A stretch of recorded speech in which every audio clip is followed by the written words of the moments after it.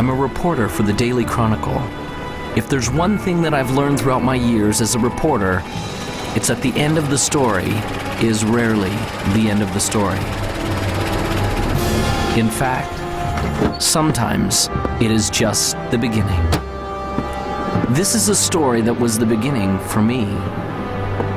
Although we only met for a brief moment and there was only one word exchanged between us, my life was changed forever. Hello, I'm the reporter from the Chronicle. Come in. Thank you. The interview was with Vincenzo Vivaldi, the world's foremost violinist and composer. I admit I didn't know much about him, but I had my questions at the ready. How did he become such a success? How did he create such a legacy? And what inspired him to learn the violin?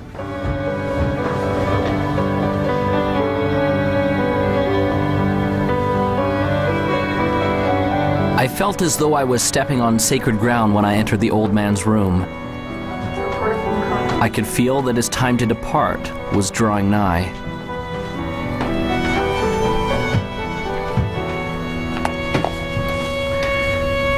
Thank you for seeing me, Mr. Vivaldi. For our readers, what would be the one key factor in achieving all of your great and grand accomplishments?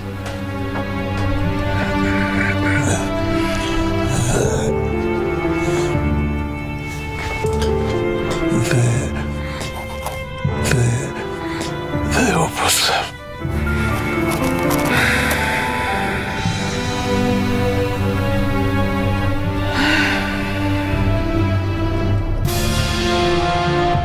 Those were the last words he ever spoke.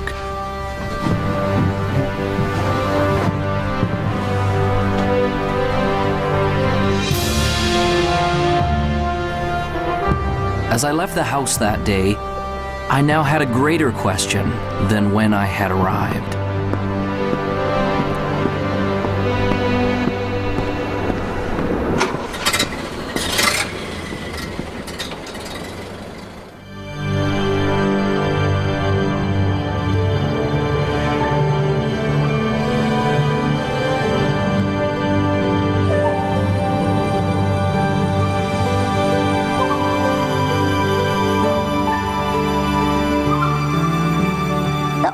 Is a composer's greatest work, and the opus is about us becoming the most amazing, magnificent, extraordinary human beings that we were meant to be. You and I are here to do magnificent and magnanimous things. You're here to create, and you're here to contribute, and you're here to connect at a high velocity. Everybody deep inside has a dream and a vision and a calling and an inspiration that they're here to do. Anyone can do this, and it almost sounds cliche. Everybody says, oh, you can be whatever you want to be, you just got to have the dream.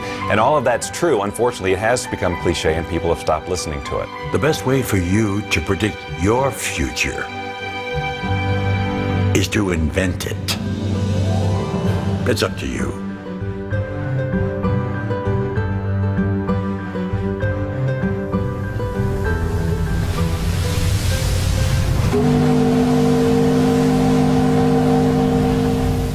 Vincenzo came to America when he was 7 years old. He came from the old country, Europe. When he got on board the boat that would take him to America, he had no idea he was about to encounter two things that would change his life forever. One was a new country. The other was a teacher and a violin.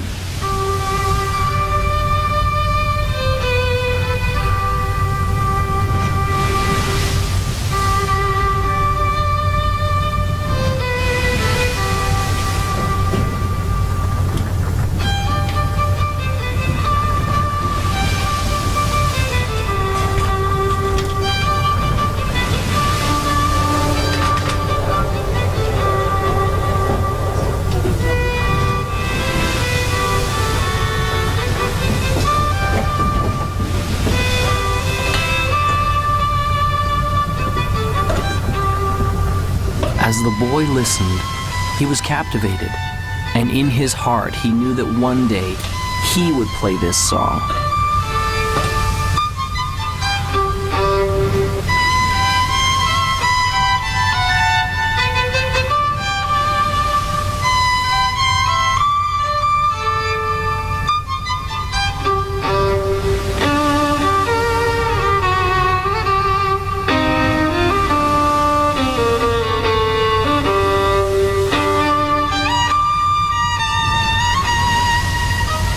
Vincenzo said that he wanted to play like that one day.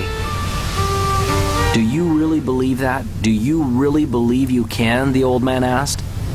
The young boy replied, yes. That is the key to unlocking your opus. The old man smiled and told him that he had just begun on the road to becoming great. He gave Vincenzo a notebook and told him to write down exactly what he wanted and to keep the book with him always. Vincenzo wrote that one day he would become one of the greatest violinists the world had ever known. The old man put his hand on the boy's shoulder. When you get there, don't stop. Remember, your opus isn't what you do. It will be the legacy of what you've become. Vincenzo did not understand. The old master smiled and said, one day you will.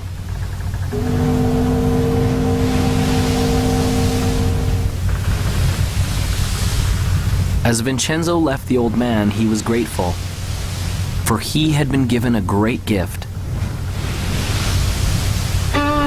And although he would never know the man's name, the man had changed his life forever.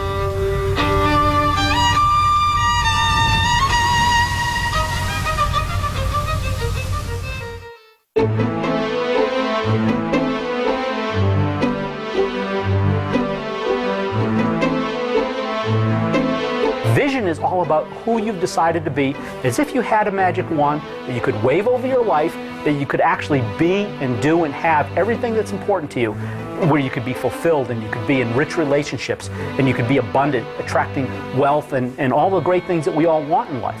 You know, you can start your, if you will, your path at a very early age or start it much later in life. I don't think it really matters when you start, but I think what you should trying to be thinking about and looking for is something you just love to do, something that really gives you energy, you've got a passion, and that you feel you can commit yourself to. Some people get into vision and purpose and they make it so huge, or they think it has to be so big that they scare themselves and they almost freeze themselves. They don't come up with anything. Your vitality in life is directly proportionate to the vividness of your vision. And when you have a clear vision, magnetic things occur, and you draw into your life amazing synchronicities. People, places, things, ideas, and events start to synchronize in your life to help you fulfill your vision. The law of attraction just says that anything we think, feel, say, and do, we attract to us. So we're always creating through what we're putting out in our thoughts, our feelings, our words, and our actions. A very common misconception about the law of attraction, people learning it, is that it's all about positive thinking, and it is not. Positive thinking is obviously, probably more beneficial than negative thinking, sustained negative thinking. But positive thinking can mean just that you're thinking about things that would normally make a person happy. But if you're not truly emotionally involved with your thoughts, you're not really having an attractive power. In other words, if you're visualizing a car, or you're visualizing a house, or you're visualizing lots of money, or whatever your version of success is, but you don't have any real feeling about it, that is in alignment with that. In other words, if you don't feel positive about those thoughts, you're actually not attracting anything positive. It's the feeling that powers our thoughts. The Institute of Heart Math, which is the most widely recognized research institute on the heart, has shown that our hearts have an energy field around them that's 5,000 times more powerful than our brains. So this is the real power source for people. And when we want something from our head, it can only go so far. But when we power it with the feeling in our heart, the feeling of knowing that I can get it, the feeling of love behind that thought, then we are moved to the inspired action that will bring us what it is we're wanting. Anytime we set goals that are not congruent with our highest values, we're going to tend to not stay focused on them. We're going to keep going back to what's truly important to us. And so it's very crucial to set objectives that are congruent and aligned with the highest values, Because when you do, you don't require outside motivation. You're inspired from within. I work with teens every day. I've worked with thousands of teenagers all over the country. And what I know to help teenagers love and believe in themselves and have that success-driven vision that so many adults have is the very first thing you have to do is be original. Be yourself. Don't conform, don't transform. Find your own original gifts. You have them, you have so many, and lead with those. Belief in yourself is the first step to anything great. If you don't believe you can do it, you're finished even before you get to the starting line. You see it all the time in grade school. The kids line up to run the 100-yard dash. They all start off pretty good, but as soon as one or two of those kids pulls ahead, you see a few in the running literally slow down and sometimes stop. That's because when those kids see someone pick up speed, they begin to doubt that they'll ever catch them. And their brain says, what's the use? And suddenly they believe it. Here. And everything slows down. I started out in a life of welfare and poverty and became the 25th wealthiest person in America. That would be an extreme that most people can't even comprehend, let alone relate to. And it all started because I believed in my own possibilities. Whatever we believe, we become. I don't really think we know what we're capable of. There's incredible potential in all of us. And I mean in all of us, not some of us, all of us. If you find your passion and that energy wells up in you, and if you can dream and start to get committed to that dream and that vision, then you can be successful and far beyond what you ever thought you could. It is okay to believe in yourself. Start now. Start today. You are the greatest you that will ever be.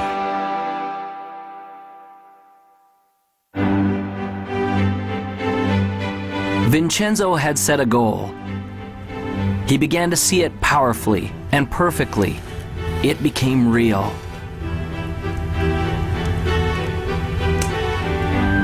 He experienced it in his mind and in his heart. He was living it vividly as though it had already happened.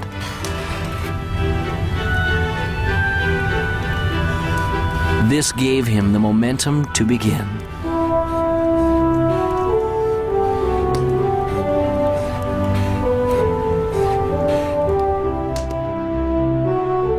I think that the only way you can get to your goal is by having a clear vision. And I feel that that clear vision doesn't necessarily come from your head, but that it comes up from inside of you. That the more we access our gut feeling, the more that we access our core individuality and listen to what it is that's wanting to be said through us, then we have a clear vision of what we're about. The problem is most people don't really have that clear vision of what success is for them because they've never felt like they were allowed to have that vision for themselves. They always felt like they had to live in to somebody else's idea of what success is. I think one of the steps that people may not do quite properly is that first step of intention. So many times people's intentions are coming out of a feeling of obligation or I should. When I find that people really stop, which is a hard thing to do in our society to stop, but it's the thing that is most required for us to stop and turn inward. Someone asked me one day, if you could have anything that you wanted, if you could have your dream life, if it could look any way that you wanted it to look, what would it be? And I was stumped because I was so used to being good at responding to my difficult circumstances that I even honored myself for being able to make the best of a bad situation. So I would constantly have to wait for bad situations to come around in order to identify who I was and to feel my strength to be able to go out there and do something.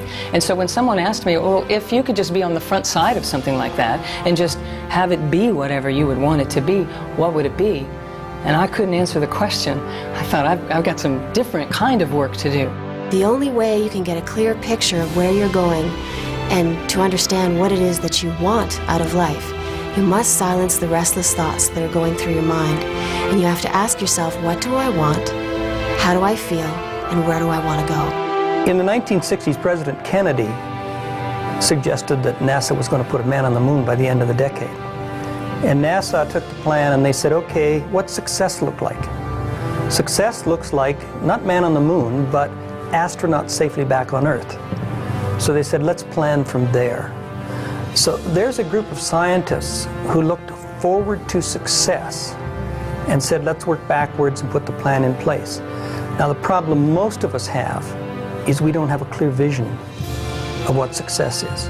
I started thinking about the creative process of living your life as it relates to creating music, because I enjoy creating music and I always have. And it comes back, and I saw the parallel so clearly between how the process is the same. When I sit down to write a piece of music, it's generally born out of some inspiration. You know, I don't work under the rules that you have to write this type of piece of music, it's got to be 30 seconds and it's got to be this beats per minute. You know, I have full, because I do it for fun, you know, I have full creative control, so I work from inspiration, just as we should work from inspiration in our lives. That is what should guide us, that is what it should help us to create our vision, a feeling of inspiration, not someone else's sense of passion or their likes or interests, but our own. I have a philosophy of life, and that is this. Achieving any type of goal in your life is 99% intention, 1% methodology. Is being crystal clear about what you want and the how, the methodology, will show up later. When people talk of clarity, it often gets described as just writing down your goals. The most important element is often left out. That's finding your motivation.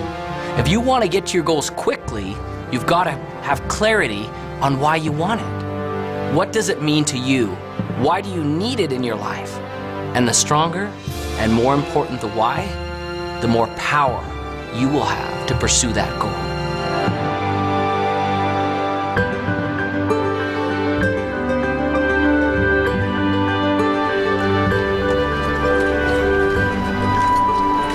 Finally, the opportunity came for Vincenzo to have his violin. The moment he saw it, he knew that he had to have it. A loving mother felt the same way.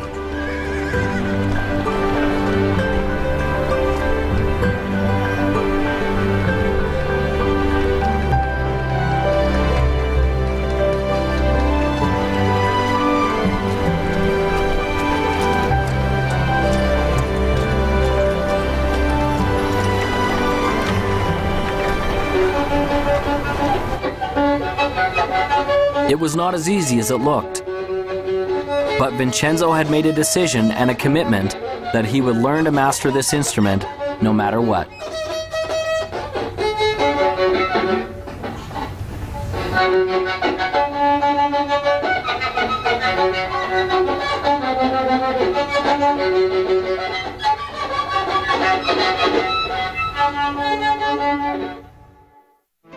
Finding your clarity starts from first setting goals, not just thinking them, inking them, writing them down, having that vision board. Put those things on your board, the way you picture your life to be, the lifestyles you want. It's okay to brainstorm it. Start with an idea, oh, I've always wanted to do this, and flesh it out. Really describe what you want your life to be. You may find that it evolves even as you write, and that's okay. Take the time to decide what you truly want, because it isn't until you do that that you're going to be able to stabilize any sort of vibration around it from a law of attraction point of view to attract that into reality. When you're in the achievement process, what is your greatest moment? Some people think that it's when you're at the finish line or at the top of the mountain peak or when your bank account has finally reached that bulging, overflowing amount. If those are your goals, then those moments when you get there may be exciting. There's no doubt about that. But that isn't your greatest moment. Your greatest moment can be measured by 3 things that make it great. What moment will have the longest effect on your future life? What moment will carry the greatest future consequences? And which moment will have the farthest reaching impact on you and those around you? Your greatest moment, therefore, becomes the moment that you decide. Decision changes everything.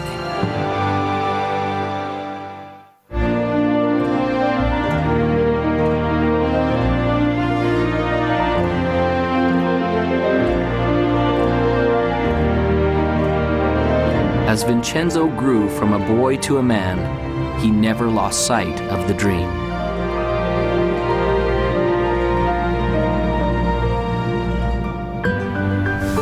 Vincenzo worked and saved his money to pay for lessons for his violin. He's doing it again, thinking about everything except what he's supposed to be doing. There were those who told him that his dream was impossible, that it could never be achieved. Still believes he's going to be famous. Ladies and gentlemen, the famous, one and only, time-wasting, daydreaming, broom pusher.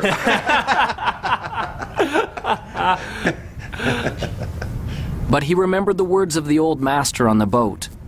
Do you really believe you can? That is the key to unlocking your opus. Vincenzo! Sweep the floor, boy, sweep! Vincenzo gained courage and continued forward.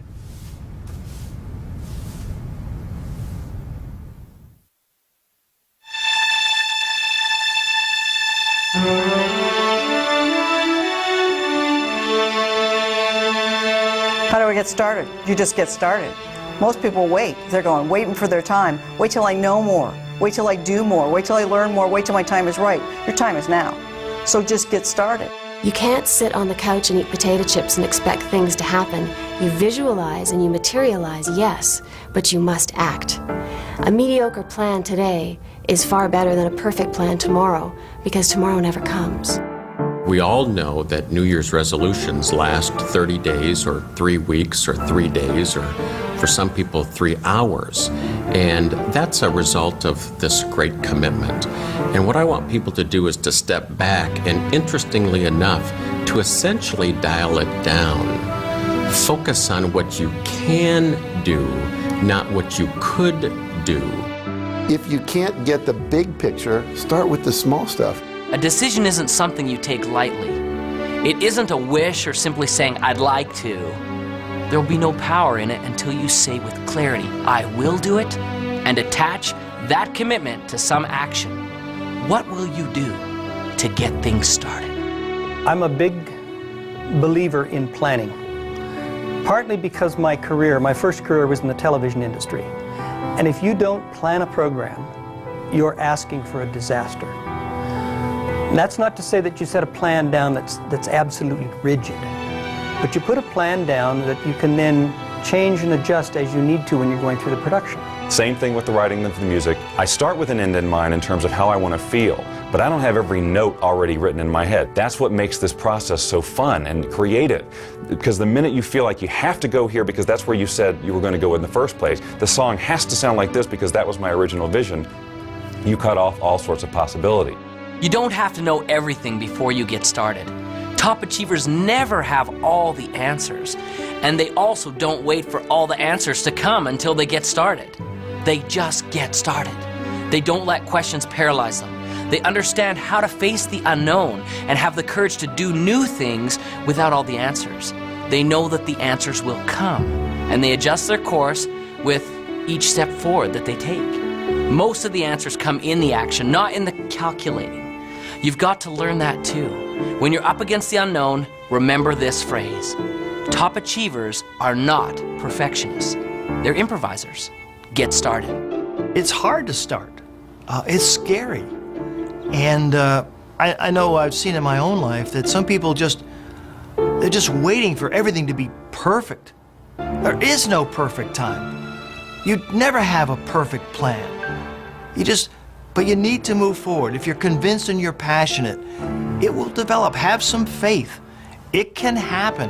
It will happen. You got to stay positive, but you got to keep moving forward. And you got to keep moving forward knowing you don't have all the answers. I wanted to be a fighter pilot my entire life, but back in 1986, there was an experience which pretty much dashed my hopes up against the rocks. Back in 1986, the movie Top Gun came out, and you'd think that would be a source of motivation for me, but really what it was everybody else at that point now wanted to do the same thing that I wanted to do. Everyone wanted to become a fighter pilot because they all wanted to be just like Maverick. And what I knew back then was I was a pretty average guy. I knew that the people who were ahead of me were smarter, faster, they were stronger, and I thought, man, I'm not going to be able to do this anymore because all these people now want to do what I want to do. You know, we're being honest here, so I'll just tell you, I failed kindergarten. And I don't know if you know what it takes to pass kindergarten, but you basically need to be able to stack blocks and not eat glue, okay? That's pretty much about it. So I failed kindergarten. I know that I'm a pretty average guy, okay? And I look at all these people who are ahead of me and I'm thinking, man, there's no way I'm going to be able to make it. But you know, I followed through with my dreams and I pressed on. And what I realized through that experience was that I may have been in the 5th percentile on the bottom, but the 95% of the people who were above me never took any action. Often people have a great idea and they get excited about it and they go, wow, I'm gonna go do this. But you know something? They don't do it. They think about it, they get excited about it, maybe for an hour, maybe for a day, maybe even for a week or a month, but it dies. They don't take action. They're really not committed. They're really not passionate for it. It's like a passing idea. And so one of the things to be successful, one of the most important things to be successful is, okay, you've got a dream, you've got a vision, you've got plans, and now you've got to go for it. If you believe in something fully, you take action. I always tell people the last 6 letters of the word attraction spell action. And most people are focusing on this part and they're not doing the doing this.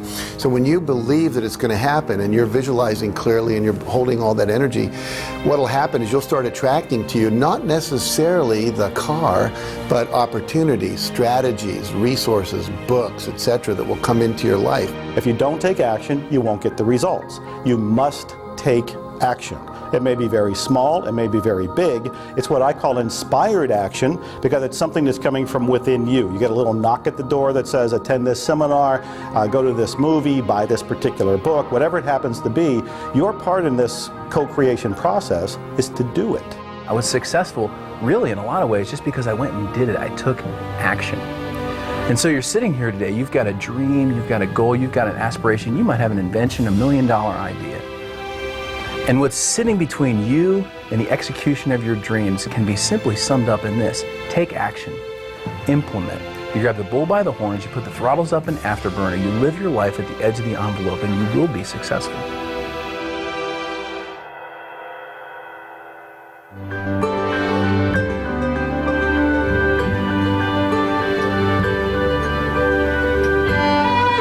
Vincenzo continued seeking additional understanding and education wherever he could, surrounding himself with other masters who could help him find his gift and develop his passion. This required effort and work.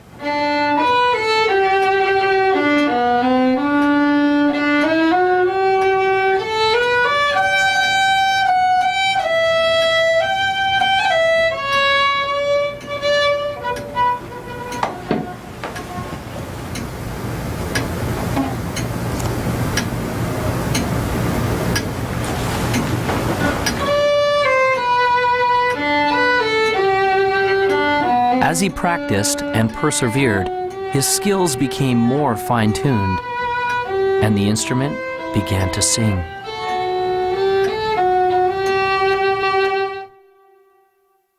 Whatever you want to do, whether you're an athlete, whether you're in business, whether you're a pilot, if you want to be successful, there are heroes, there are masters, there are people who have been successful before you who will be willing to teach you how to get where you want to be. You don't need to fly solo in this life. If you have any goal that you want to achieve in your life, the first thing I would invite you to do is surround yourself with people who believe in what you do. And sometimes those people, they're not your family, they're not your friends, they're not your coworkers. You actually have to create that. You have to create your own, what I call your own mastermind, your own board of directors of people who will support you. My adage is that if I'm ever in a room with 5 people, I want to be the dumbest one in the room. I don't want to be the smartest guy in the room. I want to be the dumbest one in the room. If I'm the smartest guy in the room, then I'm not listening to anybody. Then I think I already know it. Then I think they're not capable of teaching, training, sharing, or giving me anything of value. But if I think I'm the dumbest one in the room, then all 4 of them are brighter than I am. And I can learn from any one of them. And what that causes me to do is to shut up and sit down and get a chance to learn, because most of us are talking so much, we aren't listening. I like the idea of modeling other people's success up until the point where you reach something that, hey, this isn't me. It's not me to model this guy like that. Because if you try, it will not work. You'll send out this really weird field of resistance and things will not work for you, no matter how successful that other person is. So I model lots of people, but not one particular person. I will look for things that they do and then say, I can incorporate that into my plan for sure. This guy over here, no, not so much. This is where I leave him and go to somebody else.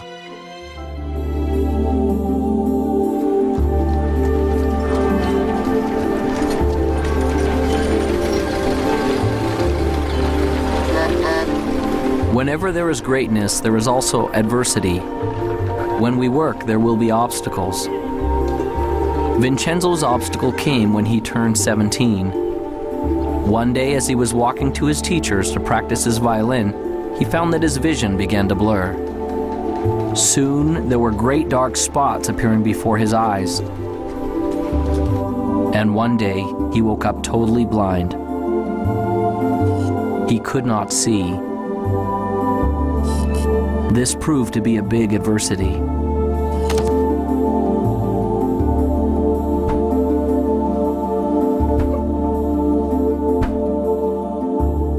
On March 10, 1981, I thought I had the world by the tail. I was Mr. Egotistical, I was self-centered, I was center of the whole universe, and so I thought.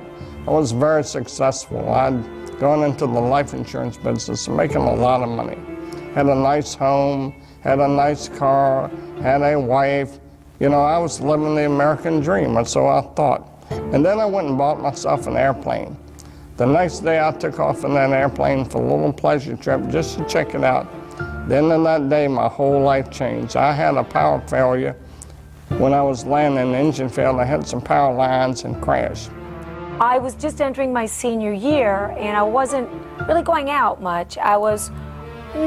We had moved to a new town, and I was feeling a bit awkward in my skin. I went out, and I met someone. I thought, oh, he's the one, and ended up pregnant in my senior year.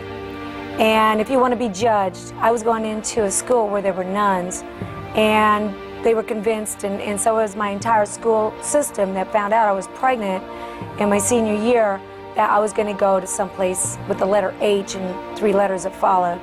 And it took me a long time to regain my self-esteem. And so my life started out as a pregnant teenage runaway. When I was born, my parents didn't know that I was didn't think that I was gonna be a little person, of course. So that was a big surprise. And they had some difficulty with it, some challenges with it. Then I went off to school, and I had challenges with kids there, teasing me, calling me names, stuff like that. 4 days later, I woke up in the hospital. I was in coma 4 days, and I was in bad shape. My neck was broken at the 1st and 2nd cervical vertebrae, and my spinal cord was crushed. The nerves that control my diaphragm were destroyed, and I couldn't breathe. My swelling through your flesh was destroyed, and I couldn't eat or drink. My larynx and voice box were crushed. Every muscle in my body was destroyed. I couldn't do anything but blink my eyes. My bowel, blood, and kidneys didn't have function. I lay there for 8 months in that hospital. All I could do was blink my eyes. The doctor said it was hopeless. I prayed that I could learn something through this experience, and maybe one day I could help others through it. Well, I gave birth to a little baby girl, and I kept that little baby girl for 5 months. And it was a tough 5 months. It was a tough road to hoe. I worked 3 jobs, and I couldn't really make my ends meet. One day I made a decision to place her for adoption. And when I did that, and the lady came and took her away and drove away with my baby, I thought I was the worst sinner on planet Earth. And it took a long time for me to regain self-esteem and to come to know myself, that I was a valuable person and I was a valuable part of this society. And in 4th grade, a turning point came for me, one of the first ones, when I realized that being a little person wasn't something that, wasn't a costume that I could take off one day, that actually I was going to be a little person for the rest of my life. And my friends were now at least 1.5 to 2 feet taller than me. I wasn't just the short kids in the class. I was now significantly different. 8 months later, I walked out of the hospital on my own 2 feet. The doctor said it was impossible, but I walked out of there. But that wasn't the end of the journey. That was just the beginning, because I had 5 more years of intense occupational physical therapy. So I went to work. And when I went to work, I decided I was going to make something of myself. And maybe one day I'd see that little girl again, and maybe I'd be able to be an example, a living example of something wonderful. One day I was sitting with my teacher for spiritual and personal growth, and he said to me, "You know, Peggy, I noticed that you spend a lot of time in this fantasy that one day you're going to wake up like an average-sized person, or as an average-sized person, and all your problems are going to be gone. But that's not really so realistic." And I bet your success level would be much higher if instead you focus on the things that you can change. The things like your attitude, your beliefs, your connection to spirit, all those kinds of things. So that was a turning point for me. And I actually looked at that and I was like, oh my God, I'm believing in this fantasy. And I had to come to terms with the fact that I had to accept that I couldn't change my outer size. But I saw that I could change my inner size. See, it didn't matter what the doctors thought. It didn't matter what the medical profession thought. It didn't matter what other people thought or believed. What really mattered was what I believed. See, a lot of people think, well, I can't do this, I can't do that, because everybody tells them they can't do that. And I tell them it doesn't matter what other people tell them, it matters what they think. Well, last year on Mother's Day, now we're talking 27 years after that day when that lady drove away with that baby, I got a call from guess who? My little daughter, Jackie.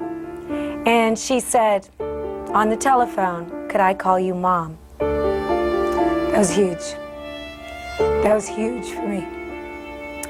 And I don't care what happened to you in your life. Someone told you you're a sinner and you're so down and out that you think you're nothing and you're a nobody. You're a somebody. You find it within yourself and you get up. Pull yourself up by your bootstraps. You get out there and do good works. Jackie and I have become real good friends today. And I thank God she's a valuable part of this life. You know, I barely finished high school. Today I sat on the Harvard Women's Leadership Board. Were the times I was down, were the times that maybe the vision started to fade a little bit. You know, I'd be dishonest if I said they weren't. Of course there were times. But I didn't stay focused on that very long. See, it's okay to let yourself get down, but it's not okay to stay down.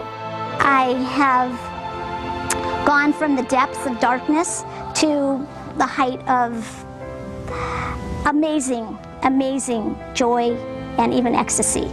I always say that I used to cry every day out of sadness. Now, I cry most days out of joy.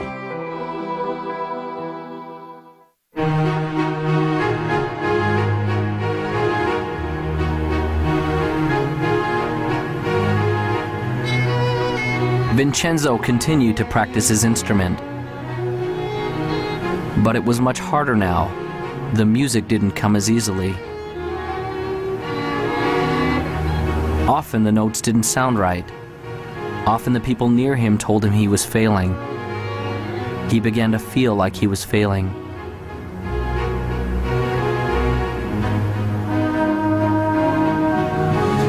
I can't.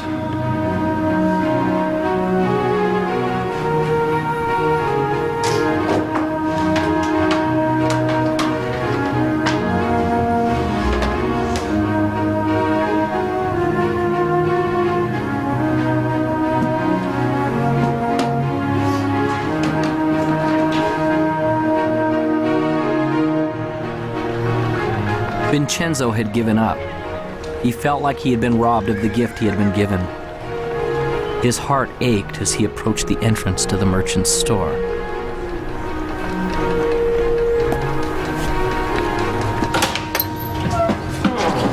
Hi, Vincenzo.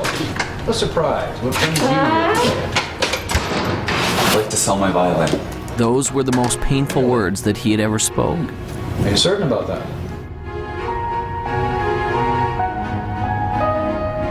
Well, let's have a look, shall we?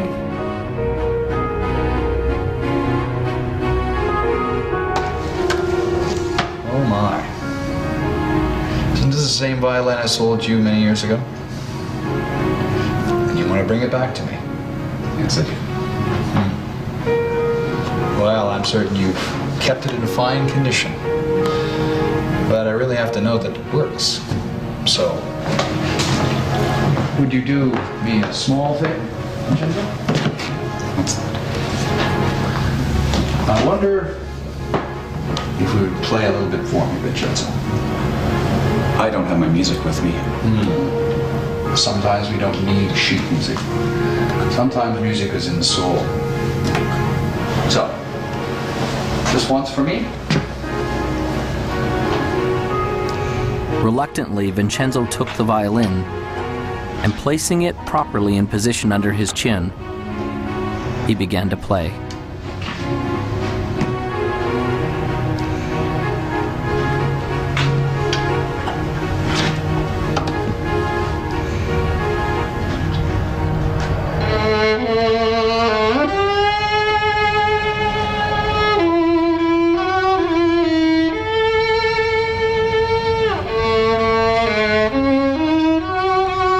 He began playing slowly at first, until his heart began to play the notes. As he did, something magical began to happen. He began to feel the power of the music once again.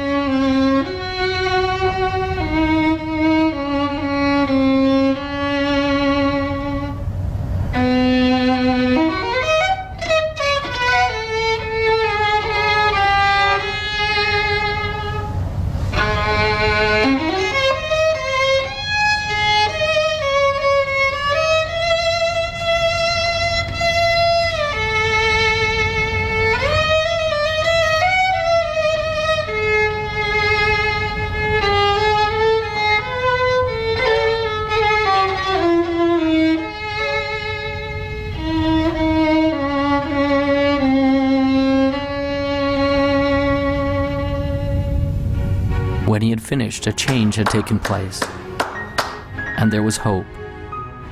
I can't sell you my violin. I thought as not. You keep the violin, Vincenzo, and play, all right? Vincenzo left the shop with a resolution that he would never again give up on his dream.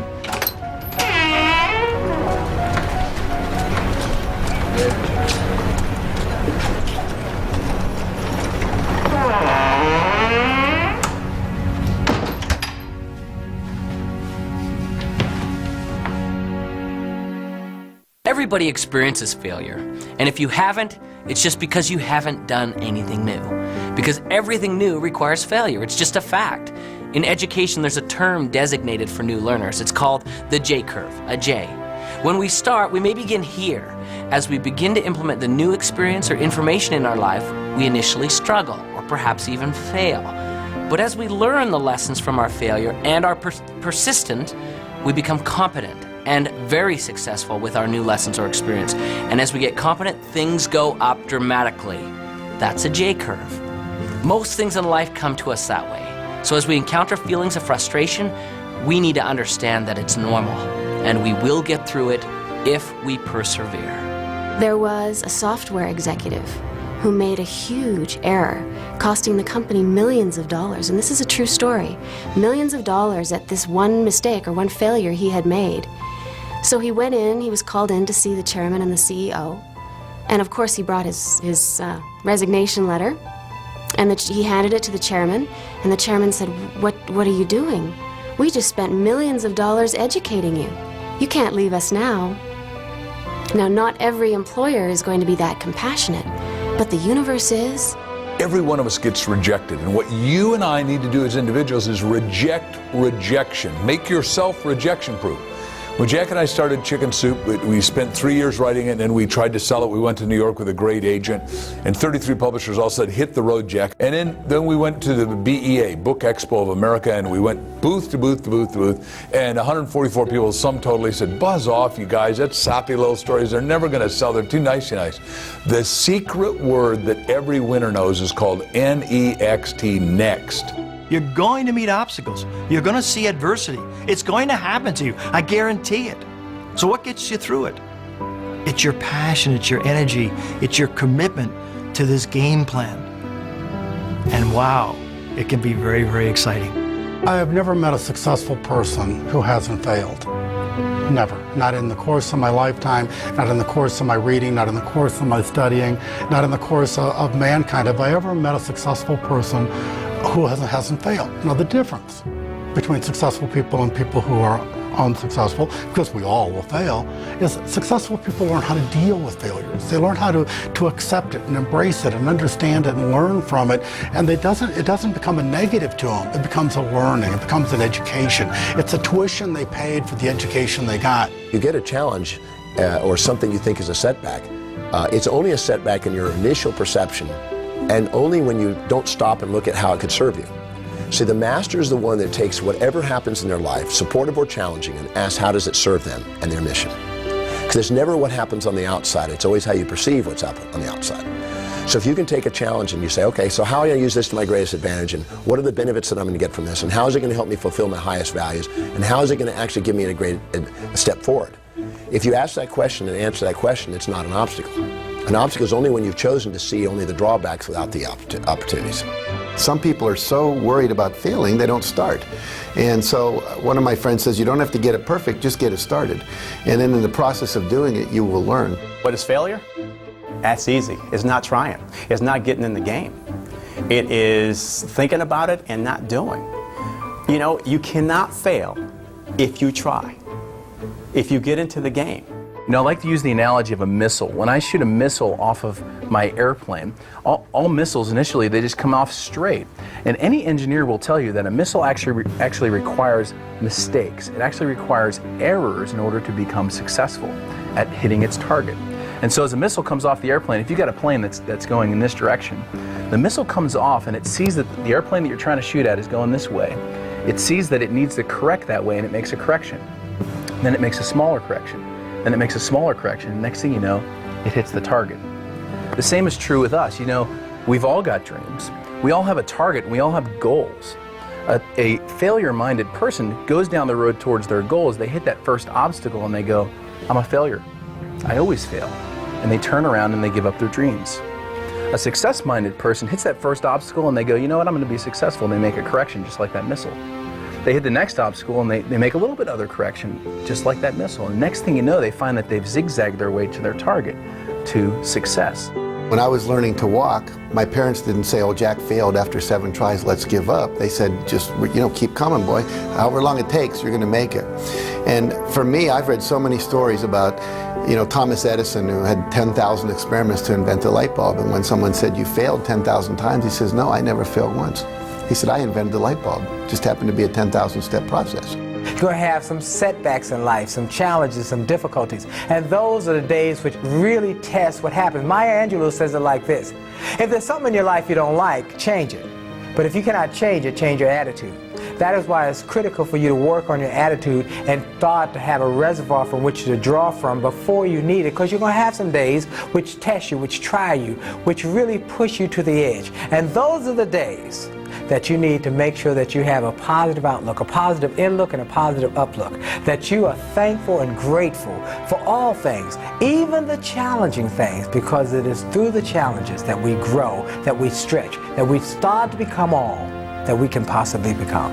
In our society, so often we focus on problems and obstacles and challenges and failures. And those kind of things paralyze us. They cause us to stop because we can't really see beyond that. But the truth of the matter is, if we look carefully, we'd see very clearly there is no such thing as a problem. Everything is a puzzle. And there are answers to puzzles. So when you run up against something that you're not sure of, doesn't mean it's a problem. Doesn't mean you can't get around it. You just need to find the right answer for that puzzle. I've decided that every single thing that happens is a success. Everything. There's a learning experience, maybe I achieved whatever the goal was, but I'm going to go after something else. I just learn, grow, and go.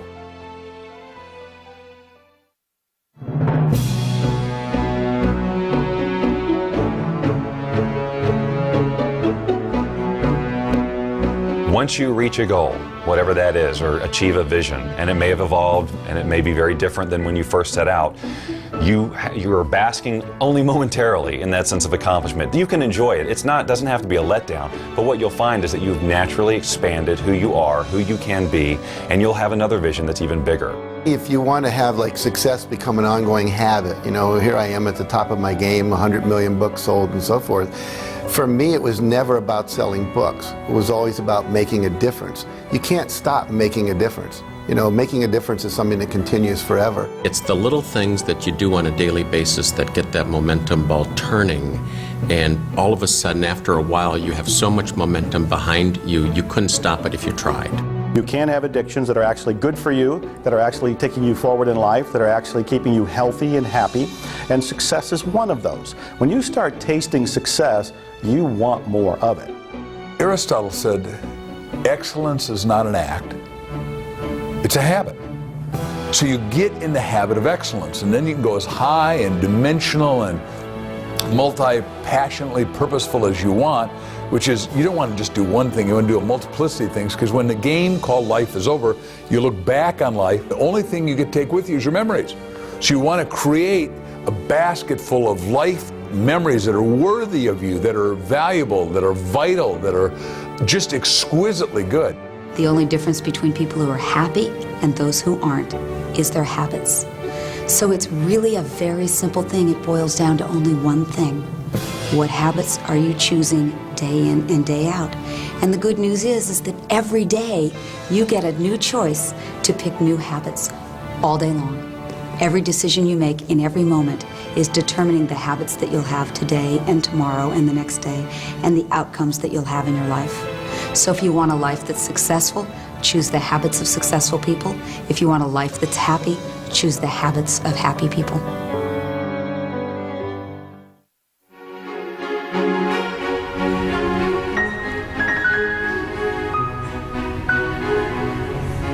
Well, thank you all for coming tonight.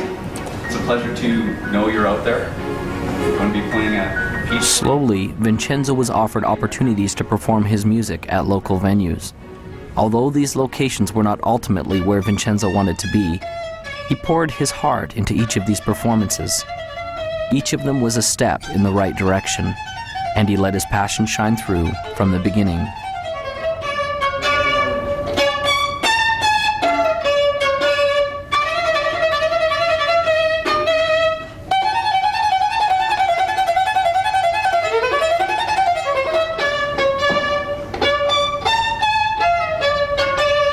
As can be expected, this wasn't always easy. There were times he was afraid, but as he faced each challenge and each frightening moment, he seemed to build momentum and increase in his greatness.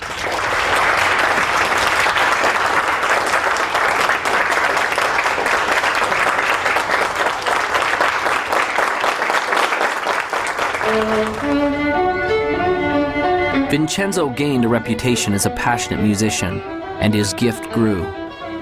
Doors opened for him to begin to play with other masters. Soon, Vincenzo was playing in the most grand concert halls of all. His dream to play was fulfilled. His opus had arrived. But was the journey complete? There was the question the old master had asked him that he still yearned to understand. Your opus isn't just what you do, it will be the legacy of what you have become. Vincenzo thought in his mind often about what this could mean. Was this the legacy of the man he had become? The man who played in the largest concert halls? The man who commanded the respect of the other musicians? The man who composed and wrote the grand symphonies? The man who people adored and loved as the master violinist? Vincenzo still didn't understand.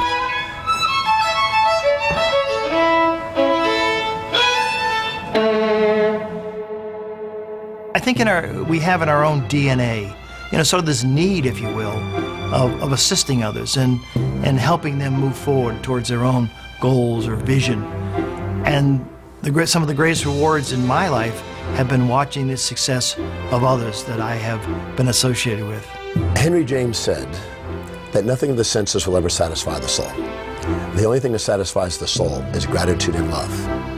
And when you have gratitude and love, whatever you're grateful for, whatever you love, you get more to be grateful for and you get to have more love. And so the second you achieve something, you're automatically yearning inside and called inside to ever greater achievements. We're all here for what purpose? we're here to give, we're here to interact, we're here to create, we're here to love and to support, and those are all giving things. Most of the successful people that I know have a basic fundamental philosophical foundation that says giving back is the key to success. A friend of mine asked me recently, he said, what's the purpose of the universe? Now, no one had ever asked me that. You know, life purpose, corporate purpose, all that. What's the purpose of the universe? And I went back to my physics and I thought, well, what is the universe doing? It's expanding. Ever since the Big Bang, it's expanding. I said, well, is it to expand? And he said, absolutely. And he said, anything you do that helps people, corporations, countries expand, you're in alignment with the universe. And when you're in alignment with the universe, the universe will support you. It'll give you the resources you need. Anytime you cause contraction, you cause conflict, then you're against what the universe is about. When we feel expanded, it's the universe's message of saying we're on course. When we feel contracted, it's the universe's message saying that we're off course. So as we're moving along, we always move towards that which is making us feel expanded. Service, there is no higher purpose. It's all about giving back. When you focus on giving, you receive, and that's how the law of attraction works. Ultimately, what we contribute is a reflection of who we are inside. And the more we contribute back to the world around us, makes us more inside. Think of your happiest moments. Got it? I'm confident that it will have very little to do with accumulating wealth, and it certainly wasn't a moment where you were alone in your room watching TV. I'd be willing to bet that it was a moment where you did something for someone that they could not do for themselves, or when you helped someone realize a dream, or you shared a little of you, the real you. And in the end, isn't that what life is all about? It's never about what you had. It's about what you did and the difference you made while you were here.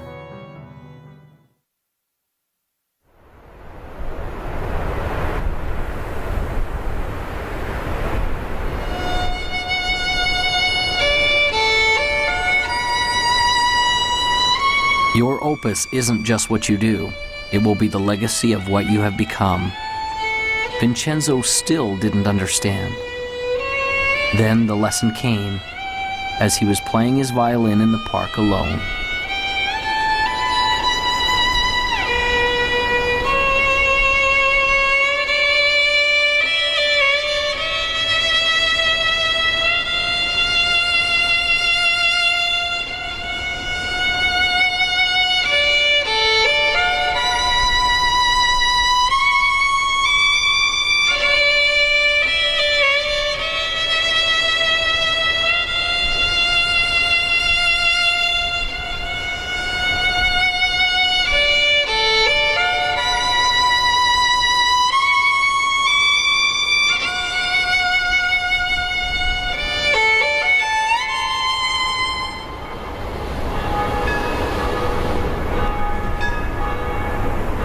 And so Vincenzo passed along the message that had changed his life.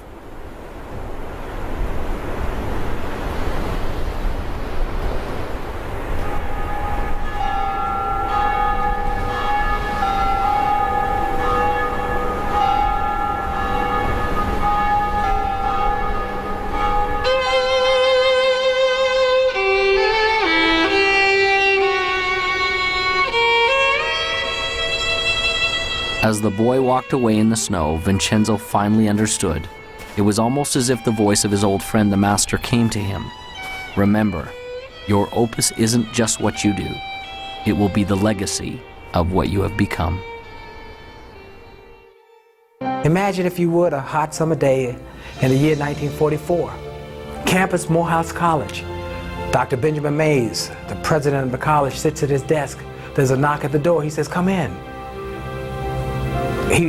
He sees the door swing open and a man and a teenager are in the doorway. He runs to grab the hand of the man, Martin Luther King Sr., Daddy King. Daddy King steps in and says, "Dr. Mays, I'm not going to take a lot of your time. I just came to introduce you to my son, Marty." We call him ML. His real name is Martin Luther King Jr. He's 15. He's going to college here in the fall. Very bright boy. But he's missing something, and I need a big favor. No, I don't need tuition that's bigger than that. No, I don't need room and board that's more critical than that. I came to ask you, would you teach my son how to dream? Please teach my boy how to dream. And Dr. Mays gave young Marty a piece and said, young man, read this piece every day and it'll change your life. And he read it and it changed his life. And I got hold of it and I started reading it and it changed my life. It's so profound yet so simple.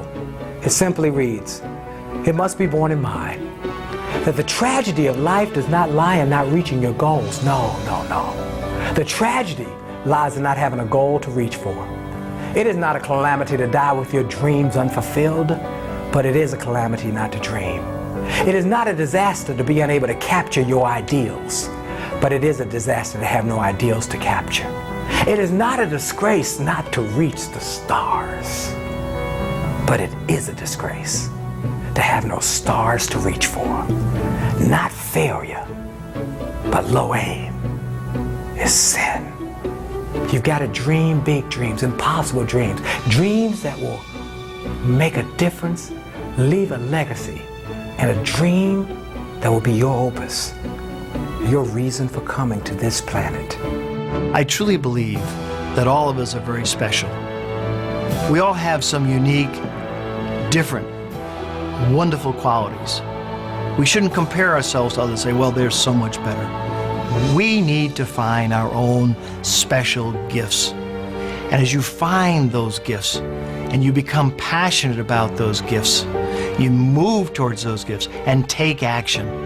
So if you've been watching the Opus, the time is now to take action. No more praying, no more wishing, no more hoping that great things will happen to you. Move forward, take action, become successful. We are all creating our own opus. We will all leave that legacy. You come to the end of your life knowing that you have lived from the inspiration of your heart and that you've lived a life of love and of joy and of happiness. Because I tell you, you can achieve success in life and that doesn't guarantee happiness. We have to come from love and from that inspiration of why am I here, and you'll be happy and you'll be successful.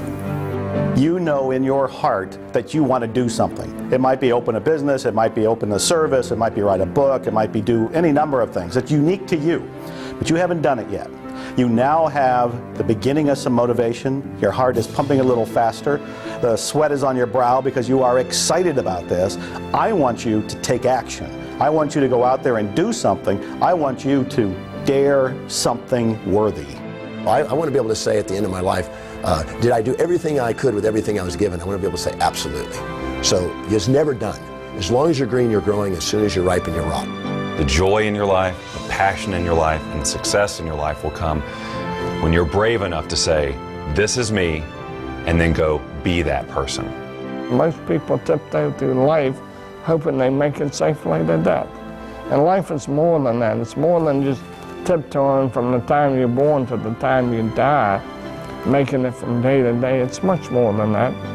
But yet, most people never realize that. I know that I'm not just a body and a personality, that there's something much, much deeper and greater and actually magnificent inside of me, something extraordinary.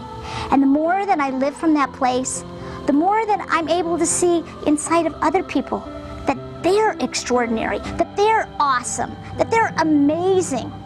And the more and more I live from that place, the more I see that each moment of my life is amazing and magnificent.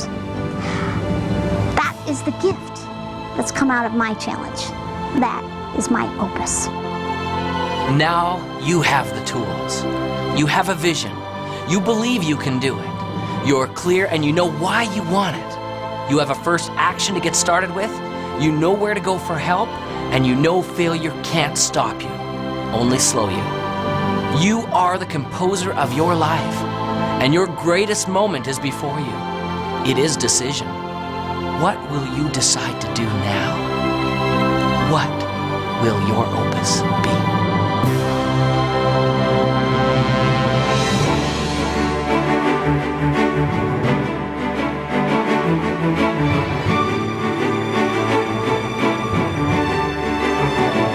Your opus isn't just what you do, it will be the legacy of what you've become. One of God's greatest requirements with lasting success is to teach the man who possesses it, to teach him about himself, and to allow him to contribute what he has been blessed with back to the world.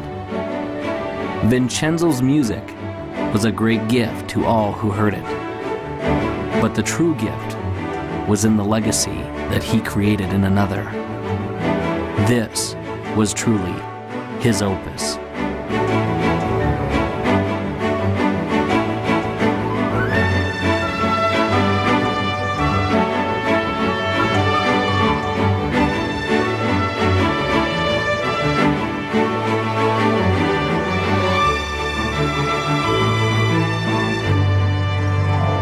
And now, as time passes, there's a question that each of us must ask ourselves.